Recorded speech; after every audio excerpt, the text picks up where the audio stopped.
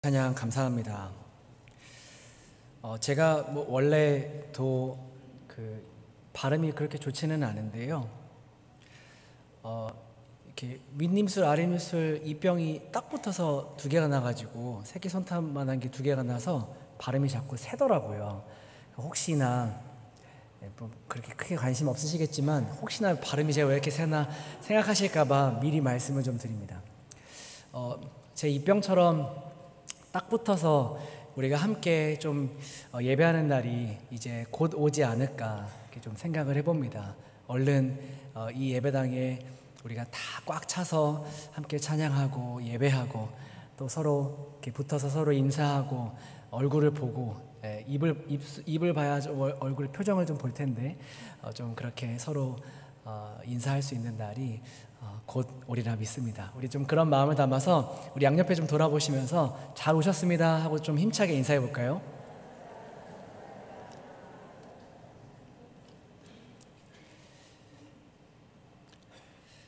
네, 감사합니다.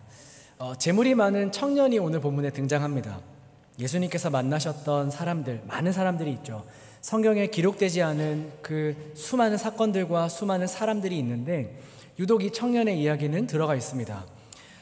이름이 없지만 부자인 청년의 이야기입니다.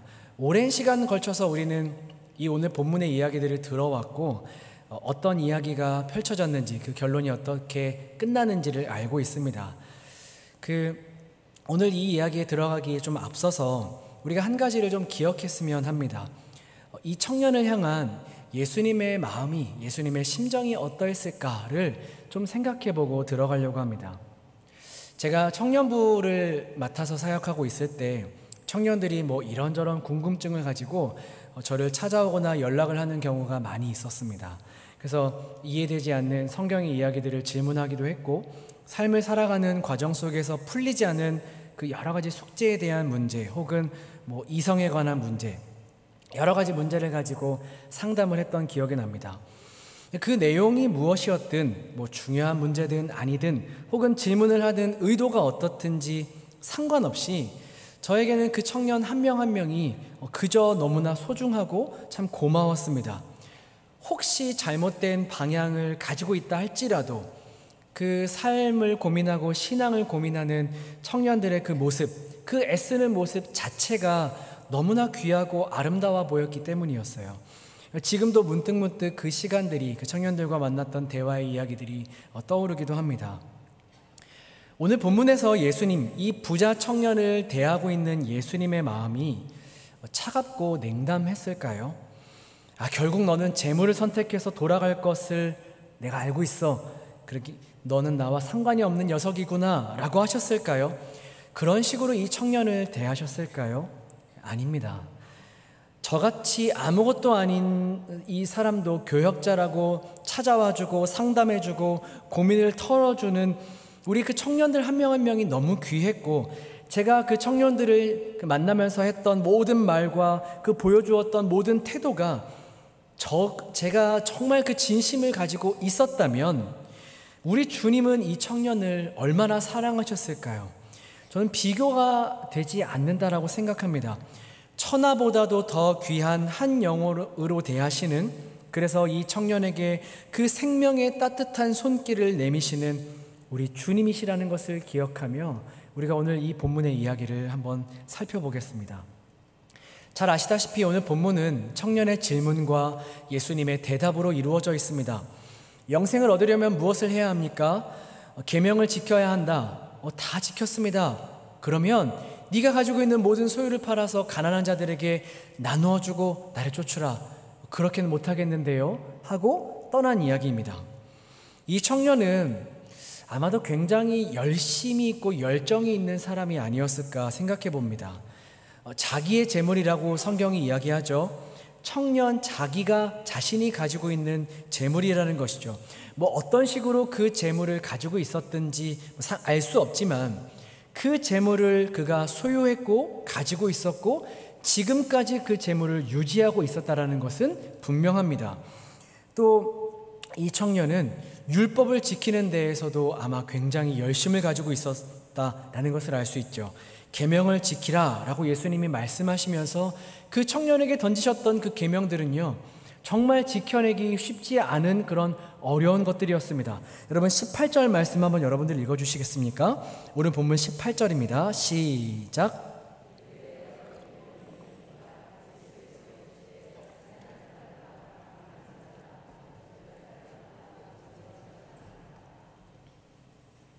네, 이 말씀, 여러분 그 뒤에 나오는 내 부모를 경경하라, 내 이웃을 내 자신과 같이 사랑하라. 네, 여러분 이 말씀, 이 율법의 말씀이 지키기 쉬운 말씀인가요? 지키기 쉽지 않습니다. 그런데 이 말씀 앞에 청년이 아주 당당합니다. 그 대답을 한번 보시죠. 그 청년이 이르되 이 모든 것을 내가 지키었사온데. 대단하지 않나요? 다 지켰다라고 자신하고 있습니다. 정말 그는 삶에서 이 율법을 지켜내기 위해서 부단히 노력했을 것이고, 그래서 이렇게 이 예수님 앞에 당당하게 내가 그 모든 것들을 다 지켰습니다 라고 말할 수 있을 정도면 그는 굉장히 열심히 있고 열정이 있는 청년이었다라는 것을 알 수 있습니다. 그래서 그 뒤에 뭐라고 고백하죠? 19절 하반부에 아직도 무엇이 부족합니까? 이 청년은 자신의 삶을 아무리 돌아보아도 부족한 것이 없어 보였습니다. 스스로에게 당당했고 그렇기 때문에 사람들 앞에서도 당당했죠. 거리낌이 없었습니다. 많은 사람들 앞에서, 그리고 오늘 이 예수라는 선생님 앞에서도 당당할 수 있는 근거가 무엇이었죠? 자기 스스로에게 떳떳했기 때문입니다. 그런데 참으로 안타까운 사실이 있죠. 이 청년이 얼만큼의 열심을 가지고 있느냐가 문제가 아니었다라는 겁니다. 얼만큼의 열심을 내었느냐가 문제가 아니라 열심을 가지고 있는 그 동기 자체가 잘못된 것이 문제였습니다. 근본적인 것 자체가 잘못된 것이죠. 청년은 이 계명을 지키는 일이 재물을 팔아서 가난한 자에게 나누어 주고 줄을 쫓는 일과 이 같은 맥락의 이야기라는 것을 전혀 이해를 하지 못했습니다. 그래서 이가 예수 앞에 와서 처음 던졌던 질문부터가 사실은 잘못된 것이었죠. 16절 말씀 한번 보시겠습니까? 본문 16절입니다. 어떤 사람이 주께 와서 이르되 선생님이여 내가 무슨 선한 일을 하여야 영생을 얻으리이까? 이 질문에 예수님이 뭐라고 대답하시죠? 어찌하여 선한 일을 내게 묻느냐? 선한 이는 오직 한 분이시니라. 여러분 이게 무슨 말일까요? 정리하면 이렇습니다. 영생을 얻기 위해서 내가 무슨 선한 일을 해야 합니까? 라는 질문에 선한 이는 하나님 한 분밖에 없다라고 대답하신 겁니다. 중요한 포인트가 느껴지십니까? 선한 것은 너에게서 나오지 않는다라는 것이죠. 너 스스로는 선한 것을 낼 수 없다라고 그 핵심을 짚고 계시는 겁니다. 여러분 이 청년의 관심은 오직 내가 어떤 일을 해야 합니까? 내가 무엇을 해야 합니까? 이것이었죠. 자신이 있었습니다. 열정이 있었죠. 그는 무슨 일에든 자신이 있었습니다. 삶에도 힘이 있었어요. 가지고 있는 재물도 풍족했고, 그리고 신앙의 열정도 있었으며 무엇을 하든지 충분히 해낼 수 있는 자신감이 이 청년에게는 있었습니다. 그런데 이 청년에게 예수님 뭐라고 말씀하시죠? 너는 할 수 없다. 어떤 일을 해야 합니까? 라는 질문에 예수님은 사람이 어떤 존재인지를 알아야 한다라고 답변하고 계시는 겁니다. 지켰습니다. 아니, 너는 못 지켰다라고 말씀하시죠. 만약에 너가 계명을 지켰다면 너의 재산을 팔아서 저 가난한 자들에게 나눠주라는 이 말씀을 못 지킬 수 없다라는 것입니다. 요즘에 사람들이 많이 사용하는 단어가 떠올랐습니다. 온도 차이 들어보셨습니까? 예수님과 이 청년 사이에 극심한 온도 차이가 여러분 느껴지시나요? 자신의 그 재물에 붙들린 이 청년이 그것을 놓지 못하는 것은 이 저 가난한 자들을 긍휼하게 여기지 못할 만큼 그의 마음이 굳어져 있다는 것을 보여주는 증거였습니다. 지금 이 청년이 살아가고 있는 이 시대는 경작할 땅 자체가 굉장히 제한이 되어 있었고, 그나마도 외부의 군대들이 많은 땅들을 점령하고 있었던 터라 이 팔레스타인 땅에서 한 사람이 큰 부를 가지고 있다라는 것은 곧 다른 이들이 상대적으로 적게 가지고 있다라는 것을 의미하는 것입니다. 그러니까 부를 축적하는 것이 굉장히 제한이 되어 있었고 그 부는 아주 소수의 사람에게, 몇몇 사람에게 집중이 되어서 그 부가 흘러가는 그 시대였다라는 것이죠. 당시의 인구 중 가장 많은 비율을 차지하고 있었던 소장농들은 생활에 필요한 것들 이외의 물품을 구매할 여력이 없었습니다. 뿐만 아니라 생활에 필요한 것도 다 체험을 받지 못했습니다. 그런데 이 부자 청년은요, 다른 이웃들과 비교할 수 없을 만큼의 많은 재산을 소유하고 있다는 것이죠. 여러분, 이것이 무슨 말을 말하는 것일까요? 표면적으로 드러나지 않는다 할지라도 다른 이들의 그 고통이 혹은 배고픔이 혹은 헐벗음이 이 청년이 가지고 있는 재물 안에 속해져 있다라는 뜻입니다. 이 말씀을 묵상하다 보니 한 가지가 떠올랐어요. 여러분, 제가 2006년에 우리 교회에서 단기 선교, 중국 단기 선교를 갔다 왔습니다. 거기에서 정말로 놀랐던 한 가지 사건이 있었어요. 작은 도시였는데 작은 도시였음에도 불구하고 번화가를 가니까요, 정말 엄청나게 높은 건물이 눈으로 다 담을 수 없을 정도로 빼곡한 그런 것들을 보았습니다.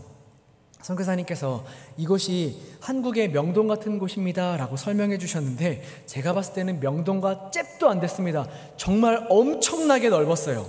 거기서 구경도 하고 밥도 먹고 그랬는데 물가가 당시에 한국과 비슷했습니다. 그런데 어느 쇼핑몰에 가서 이렇게 지나가면서 농구공 판매하는 그 농구공의 값을 한번 보았는데요, 중국 돈으로 1,000위안 정도 하더라고요.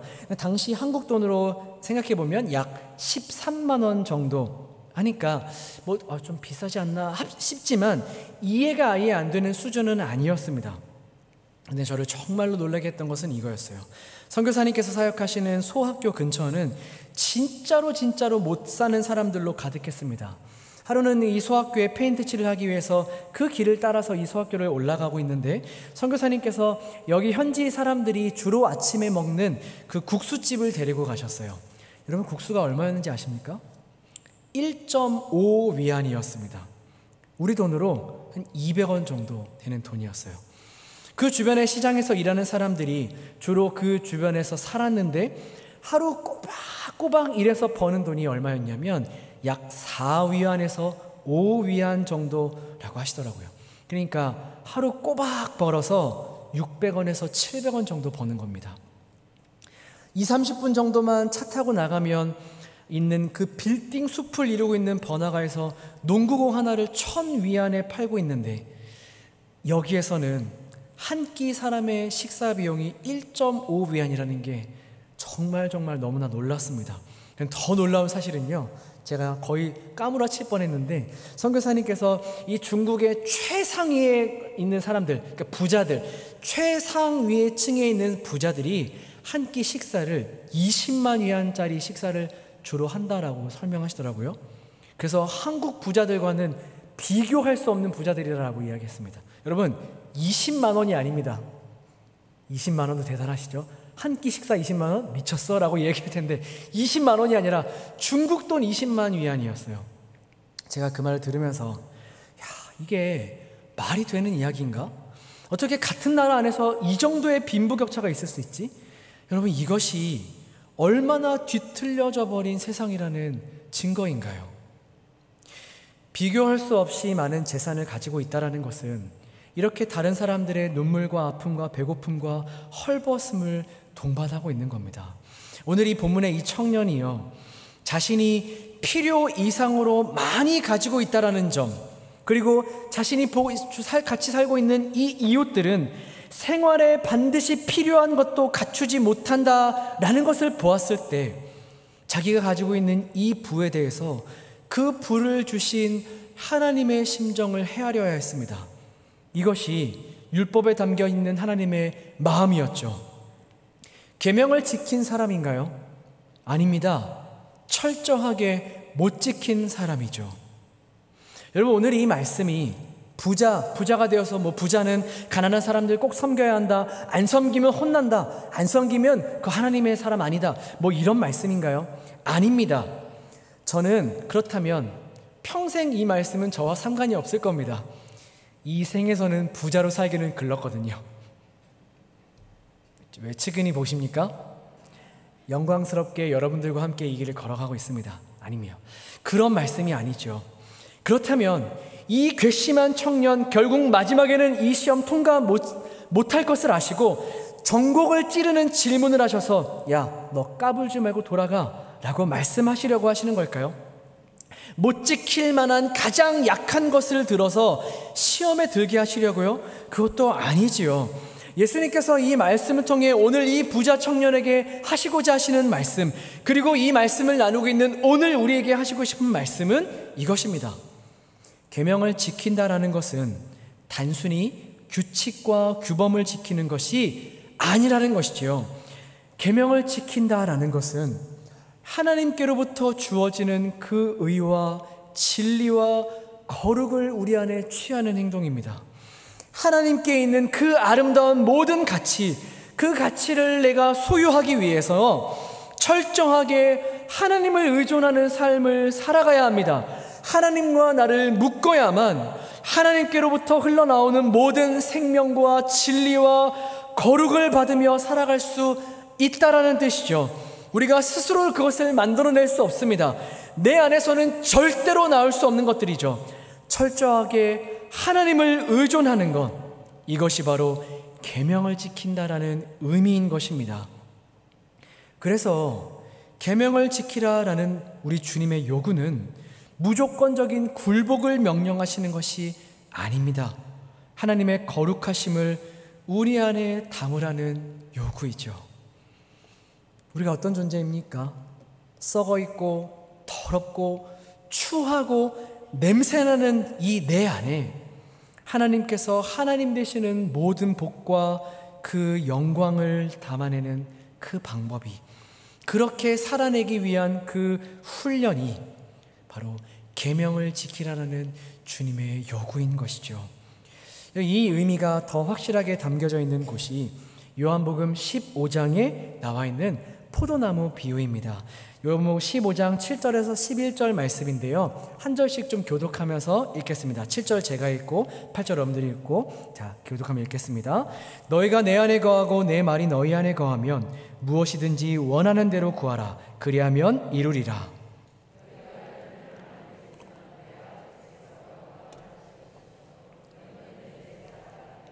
아버지께서 나를 사랑하신 것 같이 나도 너희를 사랑하였으니 나의 사랑 안에 거하라.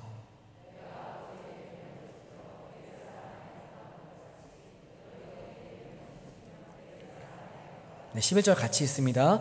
내가 이것을 너희에게 이름은 내 기쁨이 너희 안에 있어 너희 기쁨을 충만하게 하려 함이라. 아멘. 포도나무와 가지의 비유입니다. 가지는 철저하게 나무에 의존되어 있습니다. 붙어 있습니다. 떨어져서는 열매를 맺을 수 없습니다. 가지가 가지로 나무에 붙어 있다는 것은 철저하게 나무에 의존하여 붙어 살아간다는 것입니다. 붙어서 뭐 한다고요? 그로부터 주어지는 양분을 공급받아서 포도나무의 열매를 맺는 가지로 살아가는 겁니다. 내 열매가 아니라, 가지의 열매가 아니라 포도나무의 열매를 맺는 것이죠. 이것을 예수님께서 제일 마지막 11절에 뭐라고 해석하시나요? 내가 아버지의 계명을 지켜서 이 사랑 안에서 살아가는 것처럼 너희도 내 계명을 지켜서 이 사랑 안에서 나와 함께 살아가자. 왜 내가 너희들에게 이 말을 하고 있냐면 너희 안에 기쁨을 충만하게 하기 위해서이다. 이 사랑과 기쁨을 누리며 살아가는 모습은 하나님께서 원래 우리를 창조하셨던 그 모습입니다. 사랑과 기쁨이 가득한 그 복되고 존귀한 모습. 계명의 목적은 우리를 그 아름다운 목적으로 회복시키는 것에 있죠. 마치 규칙을 지키는 것처럼 지키면 복을 받고 안 지키면 복을 못 받는 그런 것이 아닙니다. 하나님의 모든 충만하신 것으로 나를 채우시는 방법, 그것이 바로 계명을 따라 사는 삶이라는 것이죠. 이것을 가지고 박영선 목사님이 이렇게 표현하시더라고요. 하나님께서 우리를 고급화시키는 방법이다. 우리가 고급져지는 겁니다. 신의 성품에 참여하며 살아가기 때문에 우리가 고급진 사람이 되는 것이죠. 도둑질하지 말라, 미워하지 말라, 질투하지 말라, 간음하지 말라. 여러분, 이것이 영광입니다. 누구나 도둑질하며 살아가죠. 누구나 미워하며 살아갑니다. 누구나 마음껏 질투하며 살아갑니다. 누구나 아무런 거리낌 없이 간음하며 살아가는 게 이 시대죠. 그러나 그렇게 살아가지 않는 것이 영광입니다. 질투하며 분노하며 간음하며 도둑질하며 살아가는 것이 우리를 추한 존재로 망가뜨리기 때문이죠. 베드로후서에서 베드로는 이렇게 고백하고 있습니다. 제가 읽어드릴 텐데요, 필립스 성경 버전, 현대어 성경 버전입니다. 그 성경 버전으로 여러분들께 읽어드리겠습니다. 그분은 영광스러운 선으로 우리를 부르신 분을 일러주시고 참으로 선하게 사는 데 필요한 모든 것을 직접 우리에게 주셨습니다. 이처럼 관대한 그분 덕분에 우리는 하나님의 가장 위대하고 귀중한 약속을 받아서 이 세상에서 정욕이 필연적으로 일으키는 분열을 피해 하나님의 본질적인 성품을 공유할 수 있습니다. 그러므로 여러분도 최선을 다해야 하고 믿는 대로 정말 선하게 살아야 합니다. 선하게 살려면 알아야 하고, 알려면 절제해야 하고, 절제하려면 참아야 하지요. 참으려면 늘 하나님께 헌신해야 합니다. 하나님께 헌신한 뒤에는 형제를 사랑해야 하고 기독교의 사랑까지 이어져야 하지요. 만일 여러분의 마음에 이런 성품이 있고 그 성품이 자라고 있다면 이는 여러분이 우리 주 예수 그리스도를 알게 된 후 무사 안일에 빠지지도 열매 없는 이들이 되지도 않았다는 뜻입니다. 이런 성품이 보이지 않는 이는 눈이 멀었습니다. 눈을 꼭 감고 이전에 지은 죄가 씻겨졌다라는 것을 잊어버렸습니다. 그러니 하나님이 여러분을 부르고 선택하셨다는 사실을 행동으로 뒷받침하십시오. 계속 그렇게 하면 실족할 이유가 없습니다. 실로 여러분이 이렇게 살면 우리 구주 예수 그리스도의 영원한 나라에 들어갈 때 풍성한 환대를 받을 것입니다. 아멘. 오늘 본문과 똑같은 이야기입니다. 영광스러운 삶을 살아가기 위해 필요한 모든 것을 하나님이 우리에게 다 주셨답니다. 선 그 자체이신 예수 그리스도를 우리에게 주셨습니다. 그래서 이 예수 그리스도로부터 우리에게 주어진 이 끊임없는 이 약속 덕분에 우리는 이 뒤틀려져 버린 세상의 분열을 피해 하나님의 성품에 참여한 자로 살아갈 수 있게 되었습니다. 그렇기 때문에 이것이 우리에게 모두 다 주어져 있기 때문에 비로소 가능한 삶을 요구하시죠. 비로소 살아갈 수 있게 되었기 때문에 이것들을 요구하시죠. 선을 행하는 삶, 알아가고 절제하고 인내하며 헌신하는 삶, 기독교 사랑의 결정체인 형제를 사랑하는 삶을 이제 우리가 살아갈 수 있게 된 것입니다. 이런 자가 무엇을 얻게 된다고 이야기하나요? 이 땅에서의 영광스러운 삶뿐만 아니라 죽음 이후에 영원한 나라의 풍성한 환대를 얻게 될 것이다 라고 말씀하십니다. 여러분, 오늘 본문으로 다시 돌아와서 오늘 예수님이 이 영광스러운 삶, 영원한 나라의 풍성한 환대로 이 청년을 초대하고 계시는 겁니다. 못 지킬 만한 건 요구하시면서 그를 쫓아내고 계신 것이 아니라 간절한 심정을 담아 이를 이 영광에 참여하도록 손 내밀고 계시는 것이죠. 결과가 좋지는 않았습니다. 청년은 이 초대를 거부하고 근심하며 자기의 삶의 자리로 돌아갔습니다. 자기의 정체성, 이 청년의 정체성, 이 청년을 청년 되게 하는 힘의 근원이 자기의 소유한 재물에 있었기 때문입니다. 무엇이든지 할 수 있을 것 같은 이 자신감과 힘이 자기의 소유에서 나오는 사람이었기 때문입니다. 그래서 예수님이 뒤돌아서 자신의 그 발걸음을 옮기고 있는 이 청년의 뒷모습을 보시며 제자들에게 이렇게 말씀하십니다. 아마도 가슴을 치며 그 찢어지는 가슴을 붙들고 이야기하지 않으셨을까요? 마태복음 우리 본문 23장 3절 24절입니다. 예수께서 제자들에게 이르시되 내가 진실로 너희에게 이르노니 부자는 천국에 들어가기 어려우니라. 다시 너에게 말하노니 낙타가 바늘귀로 들어가는 것이 부자가 하나님의 나라에 들어가는 것보다 쉬우니라 하시니. 바늘귀는 열린 구멍 치고는 가장 작은 것입니다. 낙타는 당시 팔레스타인에서 생각할 수 있는 몸집이 가장 큰 동물 중에 하나였습니다. 몸집이 가장 큰 동물이 바늘귀로 들어간다고 생각하는 것이나, 재물에 온 마음을 두어 그 마음이 세상에 완전히 사로잡힌 사람이 하나님의 나라로 들어가겠다라고 생각하는 것이 똑같이 허망한 생각일 뿐이라는 것이죠. 왜요? 천국에 들어가는 사람이 전적으로 하나님을 의존하며 그분의 통치를 받는 삶을 받아들일 수가 없다면 아마도 그는 천국에서 견딜 수 없을 겁니다. 철저하게 하나님을 의존하는 삶을 통해 자유와 기쁨과 영원한 만족을 누리며 살아가는, 그것을 거부하는 사람이 어떻게 천국에서 행복할 수 있을까요? 그래서 들어갈 수 없다라는 겁니다. 여러분, 안 들여보내주겠다라는 것이 아니라 그가 거기에 들어가서 살 수 없는 선택을 이미 이 땅에서 하고 살아가고 있는 것이죠. 여러분, 그러면 어떻게 해야 할까요? 그래서 예수님이 오늘 이 청년의 모습을 비교하면서 그 모습을 보여주기 이전에 오늘 보면 바로 앞에 어린아이를 등장시키십니다. 14절인데요. 예수께서 이르시되 어린아이를 용납하고 내게 오는 것을 금하지 말라. 천국이 이런 사람의 것이니라 하시고. 뭐라고요? 천국은 철저하게 의존적인 이 어린아이와 같은 사람이 들어갈 수 있다라고 말씀하시는 겁니다. 여기서 말씀하고 있는 어린아이는 초등학교 걸어다니고 말하고 공부하는 그런 어린아이를 말하는 것이 아니라 갓난아이를 말하는 것이죠. 철저하게 부모를 의지하지 않고서는 살아갈 수 없는 존재, 이 어린아이와 같은 사람이 천국에 속한 사람이다라고 말씀하시는 겁니다. 그리고 이것이 계명을 지키는 사람의 모습이라는 것이죠. 사랑하는 은평의 성도 여러분, 그래서 생각해 보았습니다.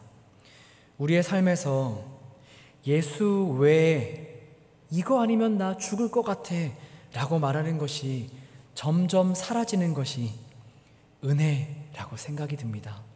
이거 아니면 나 안 될 것 같은데, 이거 없으면 나 안 되는데, 이거 아니면 내 존재 이유가 사라지는데, 이거 아니면 나 죽는 것보다 죽는 것이 차라리 나 라고 말할 수 있는 것, 라고 말하는 것이 점점 우리의 삶에서 사라지는 것이 은혜가 아닐까 생각해 보았습니다.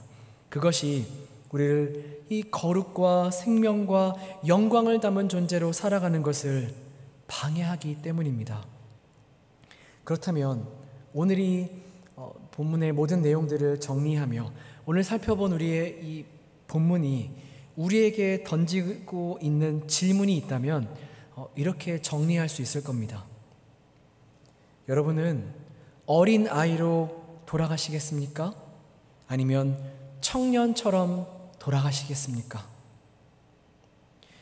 삶의 많은 순간들 속에서 이 질문을 우리 스스로에게 던져야 한다고 생각합니다. 나는 어린 아이로 돌아갈 것인가? 아니면 청년처럼 돌아갈 것인가? 이 청년을 사로잡고 있었던 것이 무엇이죠? 돈입니다. 재물입니다.